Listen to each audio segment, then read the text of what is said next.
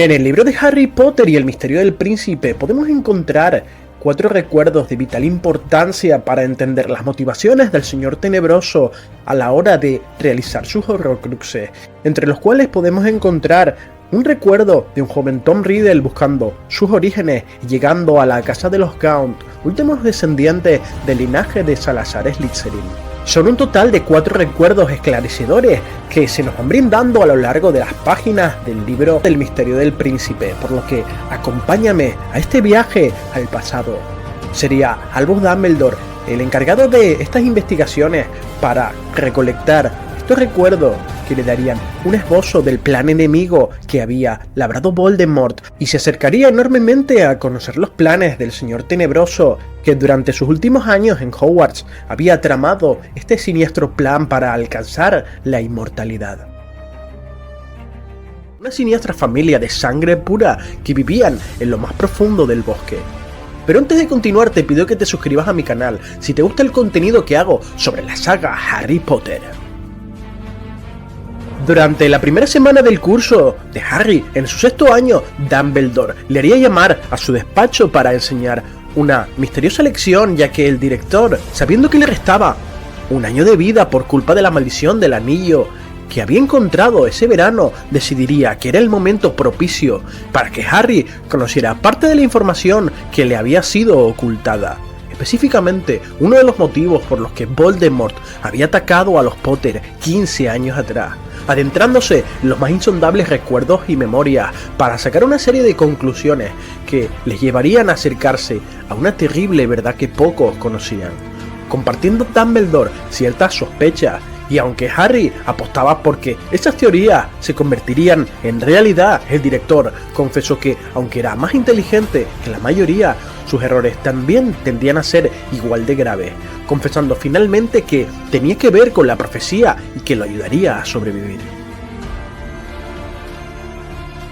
El primero de los recuerdos mostrados por Dumbledore los llevarían al pensadero, y Harry palideció ya que 2 años atrás lo había utilizado sin su permiso y recordó con amargura lo desagradable, aunque instructiva, que fue aquella travesura. Y Dumbledore le explicó que vería los recuerdos de Bob Ogden, un empleado del Departamento de Seguridad Mágica del Ministerio, que justo antes de morir le reveló un oscuro secreto y juntos entrarían en el pensadero para llegar a una zona rural. Y vieron cómo el mago se dirigía hacia el pequeño Hangleton, un nombre tristemente conocido por Harry, ya que era el pueblo donde el cáliz de fuego lo había llevado a Elias Cedric, el lugar maldito en el que el Señor Tenebroso había recobrado su poder. En un estrecho sendero rodeado por un oscuro bosque, Harry pudo ver en un edificio escondido, lleno de musgo y mugre, del que salió una desagradable y fría voz que decía en lengua Parcel, advirtiendo de que el mago no era bienvenido. Aquel hombre era en verdad horripilante, y en la puerta de la casa había clavada una serpiente. Y entonces Bob Ogden sería atacado, pero un anciano de aspecto grotesco saldría de esta casa, ya que había oído que estaban recibiendo una visita de un empleado del ministerio, siendo este anciano el señor Gaunt, y juntos entraron en la casa. Ogden venía a visitar a Morfin, el primogénito de la familia, que había cometido una infracción de la ley utilizando magia delante de un muggle, y dentro de la casa se encontraba también una joven de aspecto andrajoso y de rostro pálido, bizca y poco agraciada como su hermano. Se llamaba Mérope, cuya familia pensaba que era una Skib por su escaso talento con la magia, o al menos no lo demostraba, motivo por el cual la tenían como criada.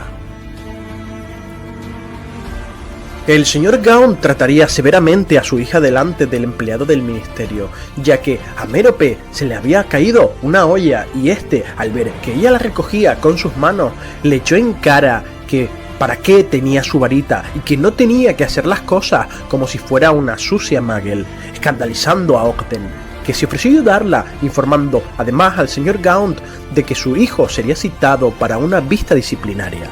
Aunque el anciano no entendía por qué su hijo Morfin debía recibir una sentencia por darle una lección a un Magel, cuestionando sobre el estatus de sangre limpia de Ogden y jactándose de su recio abolengo mágico, mostrando con orgullo un anillo con una piedra negra engarzada, con el escudo de armas de la familia Peverell, el símbolo de las reliquias de la muerte.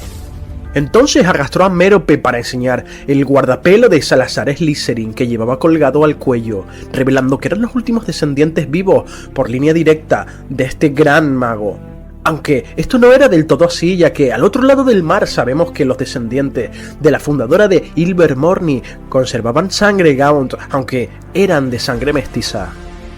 Ogden le indicó que los antepasados de ninguno de ellos tenían que ver con el asunto de su visita, ya que Morfin había utilizado un hechizo provocándole urticaria al Magel. Y Morfin se rió, aunque el anciano le diría en Parcel que guardara silencio, diciendo que seguramente el Magel había recibido tratamiento del ministerio y que su memoria había sido borrada, por lo que aquello no tenía importancia, algo que hizo enfadar gravemente a Ogden, y el señor Gaunt le dijo que tenía cara de ser partidario de los Muggles.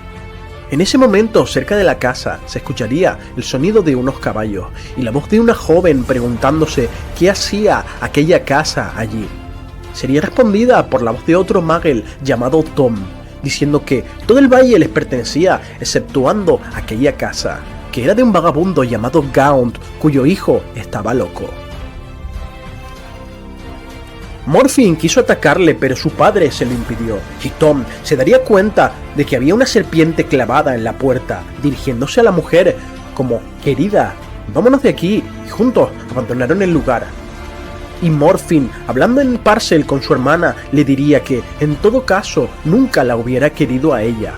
algo que enfureció a Sorbolo Gaunt, que no podía creer que su hija se fijase o intentara coquetear con un sucio Muggle. Ese había sido el motivo del ataque de Morfin, algo que hizo perder los estribos a Sorbolo, que cerró sus manos alrededor del pobre cuello de su hija. Y Ogden saldría a su defensa lanzando un conjuro a Sorbolo, que salió volando, pero Morfin, cuchillo en alto, comenzó a lanzar hechizos hasta que Ogden pudo escapar de la casa. Tras finalizar aquella dantesca escena, Harry preguntaría a Dumbledore qué había pasado con la chica, y el director le contó que sobrevivió, que Ogden trajo aurores del ministerio poco después y que padre e hijo fueron arrestados tras ofrecer mucha resistencia, siendo procesados por el Wizengamot, y el hijo sería condenado a 3 años en Azkaban, pues era reincidente. Mientras que Sorbolo tuvo una condena de 6 meses por herir a varios empleados del ministerio, y Harry, al escuchar ese nombre, tuvo un escalofrío al deducir con horror que aquella era la familia de Lord Voldemort, y Dumbledore le indicó también que había visto a su padre, aquel apuesto y rico Muggle del que Mérope estaba enamorada. Si bien Harry no pudo entender cómo acabaron casándose, Dumbledore le recordó sobre la condición de bruja de Mérope y que Voldemort había nacido bajo la influencia de un filtro de amor. Una solución más romántica que la maldición Imperius, y meses después un chisme circulaba por el pueblo del pequeño Hangleton, ya que el hijo del heredero, Riddle, se había fugado con la hija de los Gaunt, un gran disgusto para la familia y vecinos, pero no mayor que el que tuvo Sorbolo tras cumplir su condena en Azkaban, ya que 6 meses después regresaría a su hogar y, en lugar de un plato de comida caliente, se encontró la casa abandonada y una nota en la que su hija se despedía. Algo que le provocó, según Dumbledore, una prematura muerte no mucho después, ya que entre su estancia en Azkaban, que lo había debilitado, y que era un anciano que no sabía alimentarse adecuadamente, tuvo ese triste final, ya que cuando su hijo regresó de Azkaban, Sorbolo ya había fallecido. Dumbledore daría a conocer más teorías sobre lo que pasó realmente con la madre de Voldemort, argumentando que tras varios meses de casados, Tom Riddle, el Muggle, se presentó en su casa nuevamente y sin su esposa, argumentando que había sido seducido y aunque sospechaba que la magia podía haber tenido algo que ver, no lo diría públicamente. Y Dumbledore pensaba que Tom había abandonado a Mérope estando embarazada, que cierto día la mujer, con la esperanza de que Tom, tras tanto tiempo, la acabara amando, dejó de darle el filtro de amor, ya que aunque no la quisiera, creyó que se quedaría por el bien del niño. Pero se equivocaba, ya que nada más perder su efecto la abandonó, ni se molestó en saber que había sido de su hijo. Bueno, pues como aquí podéis ver, esto es una visión bastante importante del pasado, ya que es un hecho que vemos omitido en la película, desgraciadamente, porque sabemos y conocemos mucha información acerca de la familia de Lord Voldemort, Horace Slughorn, un viejo amigo de Dumbledore que fue profesor de Tom Riddle durante sus años en Hogwarts, un mago de gran poder que llevaba un año entero escondiéndose de los mortífagos, ya que deseaban reclutarlo para su ejército por haber sido el jefe de la casa Slytherin y cuyos conocimientos sobre la magia eran ansiados por el bando del Señor Tenebroso. Slughorn era un especialista en elaboración de pociones, entre ellas la complicada Felix Felicis, también llamada suerte líquida. Era una poción que hacía que aquel que la beba tenga la suerte por un periodo de tiempo, durante el cual todo lo que intente tendrá éxito, convirtiendo un día común en uno extraordinario. Pero su elaboración era extremadamente difícil,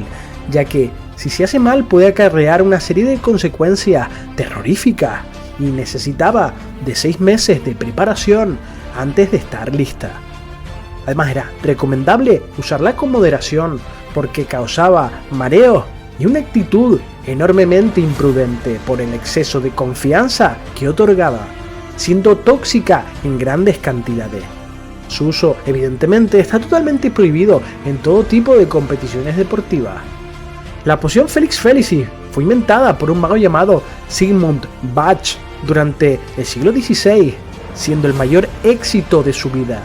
y el profesor Slughorn confesaría a sus alumnos que había tomado la poción 2 veces en su vida, y Dumbledore también diría haberla probado con fines puramente lúdicos. Durante el 6º año, Harry Potter afrontó el desafío lanzado por el profesor Slughorn en su clase, junto con sus compañeros, puesto que uno de ellos ganaría un pequeño frasco de la poción. Los alumnos tendrían que preparar la poción de filtro de muertos en vida, gracias a las instrucciones del misterioso príncipe mestizo escritas en el libro de elaboración de pociones avanzadas. Harry consiguió ser el mejor de la clase, ganándose el respeto de Slughorn, con el que tendría una curiosa relación, ya que él había enseñado a su madre, diciendo al profesor que Lily había sido una de sus mejores alumnas, a pesar de su condición de nacida de muggles. El primer uso real de la poción por parte de Harry fue para obtener un recuerdo importante de Slughorn, cuando Ron Weasley se lo sugirió. Originalmente dudaba en usarlo, ya que su primera idea fue utilizarlo para ganarse el cariño de Ginny Weasley, y tomaría solo una pequeña dosis, que le duraría aproximadamente unas 3 horas. El segundo uso conocido de la poción fue cuando se distribuyó entre Ron, Hermione Granger, Ginny y otros miembros del ejército de Dumbledore durante la batalla contra los mortífagos en su invasión al colegio Hogwarts, una trama que se omitió en la película. Otra curiosidad es que en el libro se explica que entre el primer y segundo uso de la poción, Harry sugirió usar un poco para descubrir qué estaba haciendo Draco Malfoy en la sala de los menesteres, pero Hermione se lo desaconsejaría, ya que sería un desperdicio usarla en un lugar con una poderosa defensa mágica como era la sala. Entonces Ron sugeriría que ellos mismos podían elaborar la poción, pero tras consultarlo concluyeron que era demasiado difícil hacerla y les llevaría demasiado tiempo. Para realizar esta poción se necesita agregar el huevo de Ashwinder a un caldero y agregar un rábano picante y caliente, haciendo jugo con un bulbo de cebolla albarrana, y se agrega la mezcla a un caldero y se revuelve de forma vigorosa, picando el crecimiento similar a una anémona en la parte superior del Murtlap, agregando a la mezcla y se añade una pizca de tintura de tomillo, revolviendo lentamente mientras se muele la cáscara de un huevo okami, y tras removerla nuevamente añadiría una pizca de ruda común en polvo. El paso final sería agitar la varita sobre la poción en forma de 8 y diciendo el encantamiento Felixempra. Y si la ingiere el mago bruja, la poción otorga al que la bebe un alto nivel de confianza y una sensación de oportunidades infinitas, inspirándose con la magia abrir un camino favorable a través de las circunstancias adversas. Cuando Harry Potter toma la poción, tuvo una sensación de que no sabía lo que estaba haciendo y que solo necesitaba seguir su inspiración, llevándolo a una serie de circunstancias casi anormales pero posibles, en las que todas las decisiones correctas le parecían obvias. Y en este camino del Feliz Felicis, Harry, sin quererlo, lograría objetivos secundarios menores, como romper la relación de Ron con Lavender Brown y desestabilizar la relación entre Ginny y Dean Thomas para darle a Harry más oportunidades de estar con ella. Se podría decir que el Feliz Felicis permite al bebedor estar en cierta medida en sintonía con su propio destino, iluminándolo con la capacidad de decir intuitivamente qué acciones debe tomar para lograr las consecuencias deseadas. Y aunque Feliz Felicis no confiere poderes adicionales al usuario, parece ser capaz de extraer lo mejor de las personas en caso de ser necesario. Y en el libro vemos cómo Harry puede utilizar un encantamiento recargador de forma no verbal, aunque aún no había logrado dominar la práctica en sus clases. Cuando la poción pierde su efecto, la sensación de confianza del usuario se desvanece y las circunstancias desafortunadas podrían alcanzarlo rápidamente si no está atento.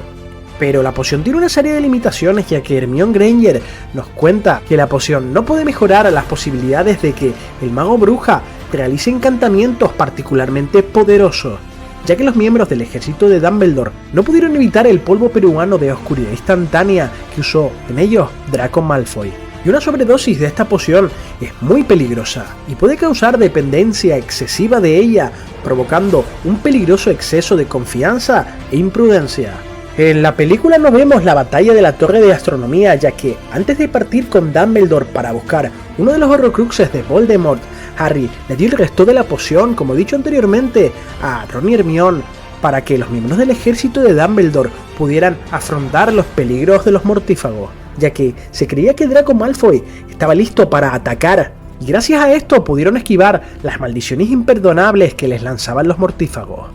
En el libro se describe que la poción parece oro líquido, aunque en la película solo tiene un tono dorado claro. Y en la película hay una diferencia, ya que al no ocurrir esta batalla, vemos como Harry se toma toda la botella para cumplir su misión de recuperar el recuerdo.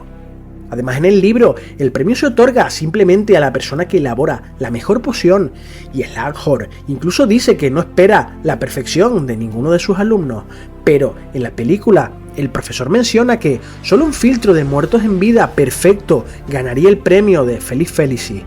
y que solo una persona antes que Harry lo había ganado. Por tanto, aquí hay varias teorías. Una dice que puede ser que Severus Snape la hubiera ganado en su momento. También sabemos que Slughorn había enseñado en el pasado a alumnos como Voldemort y Lily Evans, que eran muy brillantes en pociones, por lo que también pudieron haber sido uno de los ganadores de la poción. Otro dato curioso muy interesante es que si Tom Riddle fue el ganador de la poción Feliz Felicis, posiblemente la haya utilizado para preguntarle al profesor Slughorn sobre los Horrocruxes, algo que Harry sospecha enormemente. En Harry Potter y las Reliquias de la Muerte, parte 2, se ve como Slughorn bebe un frasco antes de que comience la batalla de Hogwarts, y evidentemente todo apunta a que bebió un poco de Feliz Felicis. Otra curiosidad es que Feliz Felicis fue uno de los 3 títulos de los capítulos revelados antes del lanzamiento del libro de Harry Potter y el misterio del príncipe, y la mayoría de los fanáticos asumimos que sería el nombre de un personaje. Harry y Dumbledore se acababan de aparecer sobre un afloramiento de roca negra en mitad del mar, y que tras ellos se encontraba un inmenso acantilado que les amenazaba. Bajo un ambiente gélido y gris y con un profundo olor a salitre, pronto Harry se daría cuenta de que estaban en un lugar que él conocía.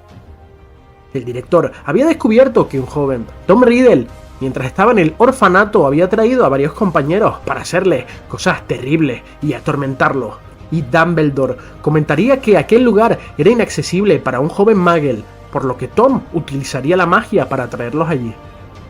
Dumbledore condujo a Harry al interior de la cueva, y pronto ambos tuvieron que zambullirse bajo el agua para atravesar una oscura grieta, y al salir de la superficie, Dumbledore pudo notar cómo había una entrada oculta, ya que, según sus propias palabras, habían huellas de magia. Una misteriosa antecámara estaba delante de ellos, advirtiendo al anciano director que ya no se trataba de superar los obstáculos de la naturaleza, sino que, para encontrar el Horrocrux, tendrían que enfrentarse a las defensas que había puesto el propio Voldemort para que no entraran allí, y pronto encontraron el primer problema. Para entrar a la cámara, uno de los dos tendría que pagar un precio en sangre. Y aunque para Dumbledore aquello era una ordinariez, Voldemort había dispuesto eso para que el mago que entrase se encontrara débil. Albus tomó la decisión y, con un cuchillo, se hizo una herida ante el enfado de Harry, que quería dar su sangre por la del anciano director, si bien Albus, aunque agradecido, le desveló que su sangre era mucho más valiosa que la suya. Tras pagar el precio, ambos se encontrarían en un lago negro, y Dumbledore, que era experto en rastrear magia, conseguiría adivinar el enigma de aquella sala, y desde el fondo del lago apareció una cadena verde, y tras ella un barco fantasmal emergería de la superficie, ante el asombro de Harry. Pero el lago estaba custodiado por criaturas misteriosas, que de momento no se habían percatado que el mago que estaba allí no era su amo. Por lo que Dumbledore pensaría que Voldemort estaba convencido de que aquellas trampas solo podían ser superadas por un mago de inmenso poder, y que nadie más, salvo el Señor Tenebroso, podría atravesarlas. Y Albus diría que Tom, cegado por su soberbia, se equivocaba, ya que Dumbledore lo conocía muy bien, conocía su estilo dado que él había sido su maestro. Sin embargo, aquella barca tenía un conjuro para impedir que más de un mago se subiera a la vez. Pero Dumbledore dijo que Harry podría subirse con él, dada la diferencia de poderes entre ambos, y que Voldemort jamás pensaría que un mago de 16 años fuera capaz de llegar allí, por lo que el conjuro sería, en todo caso, para un mago adulto. Y Dumbledore se reiría con ganas, ya que comentaría el grave error del Señor Tenebroso en hacer aquel razonamiento, dado que Tom era muy insensato y descuidado, subestimando a los jóvenes. Juntos se subirían a aquella barca que avanzaba sin ayuda, pero Harry divisaría una mano blanca en el agua y sentiría un gran miedo. Pero Dumbledore no se inmutó, ya que no parecía extrañarle aquel macabro recibimiento, y Harry comprendió que las criaturas que vigilaban el lago eran Inferi, cadáveres reanimados al servicio de las fuerzas oscuras de Lord Voldemort. Dumbledore tranquilizaría a Harry y le diría que no tenía que temer a los muertos ni a la oscuridad, y que además eran dos cosas a las que Tom tenía mucho miedo, si bien la idea de que varios cadáveres dispuestos a atacarlo estuvieran flotando allí a su alrededor era perturbadora. Albus dijo que esas criaturas tenían miedo de la luz y el calor, y que a eso debían recurrir para detenerlos. Pronto llegaron a una isla en la que había una vasija de piedra colocada en un pedestal, muy parecida a un pensadero. Allí lo observaron con preocupación, ya que el contenido de aquella vasija tenía un color verde esmeralda y emitía un siniestro resplandor, pero no podían tocar el líquido, por lo que Dumbledore agitó la varita varias veces y pronunció unas palabras ininteligibles. Pero nada funcionaba, y al final decidieron probar a beberse la poción, para descubrir qué había en el fondo, ya que el Horrocrux que estaba buscando seguramente se encontraba allí. Aquella poción no podía ser fulminantemente mortal, ya que Voldemort prefería torturar a sus enemigos lentamente, y Dumbledore pensaría que Tom los querría mantener allí con vida hasta averiguar cómo había podido superar aquellas defensas, y sobre todo el mago que estuviera allí, por qué le interesaba tanto que había dentro de la vasija, ya que Voldemort pensaba que solo él era el único que conocía la existencia de sus Horrocruxes, otro error fatal que lo llevaría a su destrucción. Pero Harry no estaba de acuerdo con que Dumbledore bebiera esa poción, y este le recordó que le había impuesto una condición para venir a cazar Horrocruxes, y era obedecerle cualquier orden que le diera, fuera cual fuera su condición, y Harry debería obedecerle. Además de que Albus era mucho más viejo, y aunque más inteligente, era menos valioso que él, comprometiendo la palabra de Harry para obligarle a que siguiera bebiendo la poción, fuera cual fuera el efecto que tuviera sobre él. Y no tardó mucho tiempo en ver cómo Dumbledore se derrumbaría una y otra vez, tambaleándose y sufriendo, perdiendo la cordura, y finalmente caería inconsciente en una desgarradora escena que vimos muy bien adaptada en la película. Entonces fue el momento de intervenir de los Inferi, ya que cuando Harry tomó la copa y la hundió en el lago, una horrible mano blanca y húmeda lo agarró por la muñeca, mientras el agua comenzaba a revolverse, y cientos de hombres, mujeres y niños avanzaban hacia la isla, y Harry intentó combatirlos a todos, pero ni siquiera con el Sectum Sempra pudo pararle, ya que aquellas criaturas, aunque eran cortadas, ya no tenían sangre que derramar. En un pasaje muy oscuro en el que el lector se siente muy angustiado de saber qué pasará, e incluso creyendo que este sería el fin de Harry. Un fuego emergería de la oscuridad y un intenso anillo de llamas rodearía la isla y espantaría a los Inferi, y Harry, varita en alto, miraría a su alrededor sin comprender qué estaba pasando. Contra todo pronóstico, Dumbledore se había puesto de pie y, aunque estaba más pálido que los propios Inferi, se podía percibir su inmenso poder y grandeza. Con una mirada más ardiente que el propio fuego, sostenía la varita de Sauco en alto y, como si de una antorcha se tratase, de la punta de la varita emanaban llamas y un color intenso que acorralaba a los Inferi. Entonces Dumbledore tomaría el guardapelo del fondo de la vasija y se lo guardó, escapando con Harry, y aunque los Inferi los perseguían, ya no tenían nada que hacer, y, aunque volvieron de regreso, Dumbledore estaba muy débil y reconoció que la protección de Voldemort sobre el Horrocrux estaba muy bien pensada, y que, sin Harry, no habrían podido conseguirlo, sin saber que otro mago lo había intentado muchos años atrás y que el guardapelo que llevaban era falso. Harry estaba muy preocupado por Dumbledore, que incluso en ese estado estaba todavía dispuesto a dar más de su sangre para salir de la cueva, pero Harry se había cortado en la isla y evitó que el director se debilitara aún más. Juntos abandonaron aquel lugar de horrores, y Harry fue el encargado de desaparecerlos a ambos, tranquilizando a Albus de que todo iba a salir bien, y Dumbledore le respondería: Harry, no estoy preocupado, estoy contigo. Maestro y alumno salían con un Horrocrux de la cueva tras pagar un alto precio, pero no se esperarían para nada el terrible acontecimiento que iba a ocurrir justo al llegar a Hogwarts. Harry agarró a Dumbledore del brazo y centró toda su atención en visualizar Hogsmeade,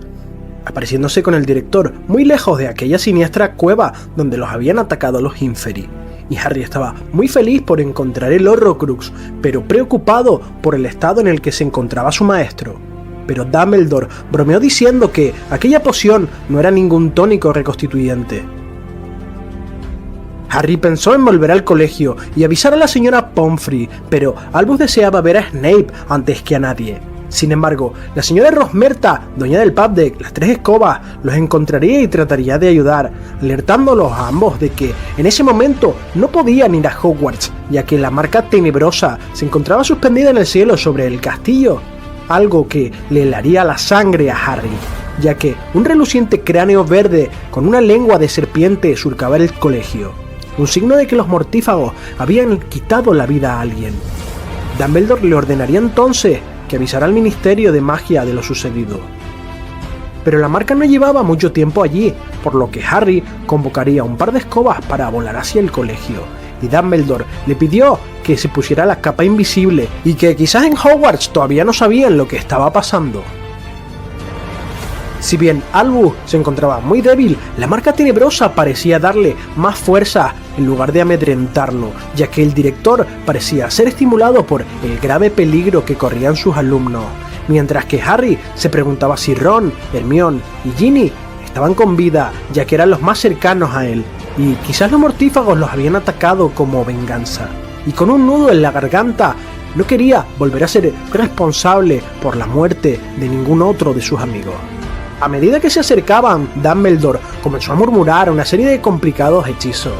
y Harry entendió que el director estaba deshaciendo los sortilegios que él mismo había puesto para que nadie accediera al colegio desde fuera. Pero la marca tenebrosa seguía brillando en lo alto de la torre de astronomía, la más alta del castillo. A su llegada, Dumbledore le pidió a Harry que fuera a despertar a Snape y que le contara lo que había pasado, ordenándole que no hablase con nadie más, que no se quitara la capa. Pero antes de hacer nada, una puerta se abrió y dos encantamientos centellearon en la oscuridad de la noche. Uno para petrificar a Harry, que todavía portaba la capa invisible, y otro a continuación que desarmó a Dumbledore, que había pronunciado el conjuro de forma no verbal, algo que le había costado quizás la oportunidad de defenderse del Expelliarmus. Draco Malfoy haría su aparición, y Albus lo saludaría educadamente, pero Draco le preguntó quién más estaba allí, ya que había visto una segunda escoba en la torre. Dumbledore le devolvió la pregunta y le dijo si había venido solo a matarle, a lo que Draco le respondería que esta noche habían mortífagos en su colegio. Dumbledore no perdería la compostura y le reconocería su astucia al haber encontrado la manera de hacerlo sin que él lo supiera, burlando todas las protecciones del colegio. Pero el director le dijo que no había traído refuerzos para enfrentarse contra él. Draco desvelaría que en esos momentos se estaba produciendo una batalla en la torre. Al parecer los mortífagos habían encontrado una inesperada resistencia, algo que pudo haber salvado a los hijos de Muggles de Hogwarts de una masacre. Harry solo podía mirar y escuchar la conversación, lleno de impotencia y todavía preso del encantamiento paralizante. Draco declararía que tenía que hacer un trabajo y Albus le animaría a hacerlo, aunque en realidad él no era un asesino, desatando la furia de Malfoy, que dijo que había sido capaz de hacer muchas cosas que nadie esperaba de él. Pero Dumbledore admitiría conocer la existencia de sus planes y la verdad de los intentos de matar a Kate Bell y a Ron Weasley, que fueron daños colaterales por error. Débiles intentos, según sus palabras, de acabar con su vida, y el director le preguntó si realmente ponía interés en hacerlo, ya que llevaba todo el curso intentándolo. Mientras ambos hablaban se escuchaban gritos fuertes, y Dumbledore declararía que alguien de la Orden del Fénix estaba peleando con uñas y dientes, que probablemente la guardia del castillo había desbaratado los planes de los mortífagos, pero que no necesitaba a nadie, ya que él ya no se podía defender sin su varita, diciendo que Draco tenía mucho miedo, pero que mientras esperaba a sus amigos podía contarle cómo había introducido a los mortífagos allí. Y para sorpresa de Harry, Draco contó cómo había utilizado el armario evanescente de la sala de los menesteres, una pista que le habían dado Freddy George Weasley al encerrar a un compañero de Slytherin en él, creando un portal entre el castillo y la tienda de Borgin y Burkes. Sin embargo, Dumbledore diría que este plan lo llevó bastante tiempo, y como no estaba seguro de poder realizarlo satisfactoriamente, recurrió a otros métodos para acabar con su vida, a buen seguro una misión que le había encomendado Voldemort, como venganza por el fracaso de su padre Lucius en el Departamento de Misterios el año pasado. Draco le preguntó por qué no trató de detenerle si ya sabía que él era el autor. Entonces el director le reveló que Snape le había estado vigilando y siguiendo estrictamente sus órdenes, pero Malfoy se burló de él y le dijo que Snape era leal a Voldemort. Y sin embargo, Dumbledore diría que él confiaba en Severus Snape, aunque probablemente Draco no sabía que su profesor estaba atado al juramento inquebrantable para protegerle, y que Snape se jugaba en esta misión su propia vida. Todo esto ante la sombra de Voldemort, en un peligroso juego de intrigas y mentiras, y Draco reveló que Rosmerta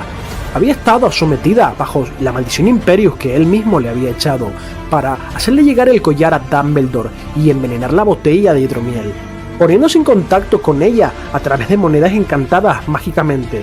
por lo que podían enviarse mensajes, ya que Hogwarts tenía controlados durante aquel año los sistemas de comunicación con el exterior, una idea que por cierto le había dado a su vez el ejército de Dumbledore en el curso pasado, y el director fue muy gentil al reconocer su inteligencia en aquel plan, aunque cuando Draco empleó el término sangre sucia para describir a Hermione Granger, Albus le diría amablemente que no utilizase esa expresión en su presencia. Pero Draco se rió y le dijo que estaba a punto de matarlo. Esta vez el director se rió y le dijo a Draco que, en caso de querer hacerlo, ya lo hubiera hecho, en lugar de estar hablando tanto tiempo, y que se encontraba solo e indefenso frente a él, mientras que Dumbledore proseguiría interrogando a Malfoy, indagando sobre todos los detalles de su plan y ganando tiempo para que pasase algo o llegara alguien. Y Draco le dijo que la marca había sido puesta allí para atraer al director a la torre, y que él había caído de lleno en la trampa. Unos ruidos se escuchaban muy cerca y Harry creyó que alguien estaba peleando en la escalera de caracol por la que se subía a la torre, mientras que Dumbledore le dijo a Draco que tenía varias opciones, ofreciéndole protección a la familia Malfoy de Voldemort y sus seguidores, y que no le había dicho nada antes por miedo a que el señor tenebroso se diera cuenta de este acercamiento, y que no sospechara de una posible traición de Draco, que no dejaba de ser una víctima más en los planes de Lord Voldemort. Dumbledore estaba seguro de que Tom Riddle utilizaría la legiromancia para escudriñar en los pensamientos de Draco si Albus le ofrecía su ayuda, por lo que ese era el momento adecuado para hacerlo, advirtiendo a su alumno de que todavía no había cometido ningún crimen ni daño irreparable alguno, ofreciéndole nuevamente unirse al bando del bien, diciéndole que podía enviar miembros de la orden a casa de su madre para protegerla, y que su padre, por lo pronto, estaba a salvo en Azkaban, pero que podrían protegerlo igualmente. Sin embargo, Draco estaba sometido a una gran presión y el miedo hacia Voldemort lo superaba, pero no se atrevía a traicionar al Señor Tenebroso, diciéndole que la vida de Dumbledore ahora estaba en sus manos. Pero el director lo corrigió diciéndole de forma enigmática que era él quien tenía su suerte en sus manos. Y entonces Draco comenzó a bajar poco a poco su varita. Pero siguieron unos pasos y aparecieron en la azotea varios mortífagos, quedando muy sorprendidos al ver que Draco había acorralado a Dumbledore. El director los saludaba educadamente a todos los presentes según iban llegando, excepto a Fenrir Greyback, al que dijo que no le alegraba verlo porque lo despreciaba por atacar inocentes. Mientras que Draco no paraba de dudar, Snape finalmente haría su aparición, y entonces Albus y él se miraron. Hablando en tono suplicante, por primera vez el director le pediría, por favor, Severus. Y Snape levantó su varita para sorpresa de Harry, apuntando a Dumbledore con ella y pronunciando la maldición asesina que impactaría al director en medio del pecho, haciéndole caer por las almenas. Y Harry soltaría un grito mudo de horror. Una vez que Harry se vio liberado del hechizo al morir Dumbledore, fue detrás de Snape, utilizando los hechizos que había aprendido en el libro de elaboración de pociones avanzadas, y para su sorpresa, Snape le desveló que era el príncipe mestizo, que cómo se atrevía a utilizar sus propios hechizos contra él, como en el pasado había hecho James Potter. Pero Harry le dijo que lo matara, al igual que había hecho con Dumbledore, y le llamó cobarde, ya que Dumbledore no tenía en ese momento su varita. Esto hizo enojar a Snape, que puso una expresión de furia inhumana, algo que tendría su explicación en el siguiente libro. Entonces, Snape lo rechazó, y Buckbeak, el hipogrifo, hizo su aparición, y arañó a Severus con sus garras, y el profesor tuvo que huir despavorido ante el ataque de aquella criatura. Hagrid y Harry se encontraron entonces en los jardines del castillo, mientras que la casa del guardabosques estaba en llamas, y Hagrid utilizó el hechizo Aguamenti, y desde la punta de su paraguas salió un chorro de agua para extinguir las llamas. Cuando terminaron de apagarlo, Harry le dijo a Hagrid que Snape había matado a Dumbledore, algo que el guardabosques no se creía, suponiendo que el director había ordenado a Snape que se fuera con los mortífagos para mantener su tapadera, algo que en realidad era verdad. Más adelante Harry se encontraría el guardapelo al pie de la torre de astronomía, que se había caído del bolsillo de Dumbledore, y lo examinó y abrió, descubriendo una terrible verdad. Dentro había una nota de un anónimo llamado R.A.B. que decía que el verdadero Horrocrux había sido sustituido por ese falso. Algo que llenó de indignación a Harry, puesto que su viaje había sido en vano, y lloró amargamente abrazado al cuerpo de Dumbledore. Tras esto, Harry sería llevado por Ginny a la enfermería, donde se enteró de que nadie más había sido asesinado, puesto que sus compañeros habían tomado el resto de la poción Felix Felicis, algo crucial para su supervivencia, aunque Bill Weasley había sido atacado por el hombre lobo Fenrir Greyback, y Neville, junto con el profesor Flitwick, habían sido heridos. Y la profesora McGonagall tuvo una conversación con Harry y le preguntó dónde había ido aquella noche, pero él le dijo que Dumbledore le hizo prometer no contarle nada a nadie. Y entonces los profesores discutieron sobre si el colegio debía de seguir abierto o no tras la caída de su director. La noticia de la muerte de Dumbledore se propagó rápidamente en el mundo mágico, y pocos días después se le dio un último adiós, y fueron muchos los personajes en acudir, y llegaría desde Francia Madame Maxime en un carromato tirado por una docena de caballos alados, además de una delegación especial del Ministerio de Magia, entre los que incluían a Cornelius Fudge. También estaba allí el nuevo ministro de Magia, Rufus Scrimgeour, y su secretario Percy Weasley, además de la infame Dolores Umbridge, que tuvo el descaro de acudir al funeral de Dumbledore. Desde Hogsmeade fueron muchos sus habitantes que asistieron al funeral, entre ellos estaba Aberforth, el distanciado hermano de Albus, y otros personajes curiosos como el conductor del autobús noctámbulo, la señora del carrito de la comida del expreso de Hogwarts, la Skib Arabella Figg, que era vecina de Harry. Rita Skeeter también estaba allí, además de la totalidad de la Orden del Fénix, los fantasmas del castillo, entre muchas personalidades del mundo mágico que asistieron a la ceremonia, que fue muy cerca del Lago Negro, mientras que Fawkes, el Fénix de Dumbledore, volaba en el cielo emitiendo un lamento profundo. Pronto una extraña música comenzó a sonar por parte de los habitantes del lago, al tiempo que Hagrid caminaba con el cuerpo de Dumbledore envuelto en una capa púrpura, colocándole sobre una mesa blanca de mármol, y los centauros del Bosque Prohibido acudieron a presentar sus respetos al director, lanzando una lluvia de flechas que asustó a algunos de los presentes. Y cuando Albus fue sepultado, unas llamas blancas brillantes comenzaron a salir de su cuerpo, y el fuego dio paso a un humo blanco mientras se cerraba la tumba. Tras la ceremonia, el ministro Rufus Scrimgeour iría a hablar con Harry, al que al principio no le entusiasmaba la idea de hablar con el ministro, y él le preguntó dónde había estado Dumbledore la noche de su muerte y que sospechaba que Harry había estado con él. Este no era el primer intento del ministro en conocer las actividades de Dumbledore, pero Harry nunca le dijo nada. Y Scrimgeour reconoció que demostraba una lealtad increíble hacia Dumbledore, pero que él estaba muerto, que ni siquiera él podía volver de la muerte. Algo que se pone en entredicho, por cierto, en el próximo libro.